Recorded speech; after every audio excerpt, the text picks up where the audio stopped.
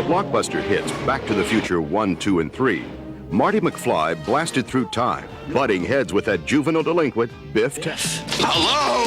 Hello, anybody home? In the summer of 1993, Universal Studios Hollywood unveils its ultimate sequel, Back to the Future, The Ride. To my crowning achievement, the new experimental 8-passenger DeLorean time travel vehicle.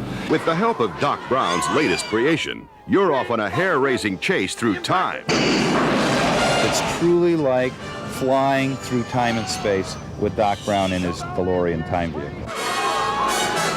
You're in Hill Valley in the year 2015, and you're careening through the streets above and below the houses, around the roofs, around the chimneys, and straight into the clock tower. And then at other times it's very warm and hot because you're flying right through a volcano and right into the mouth of a dinosaur.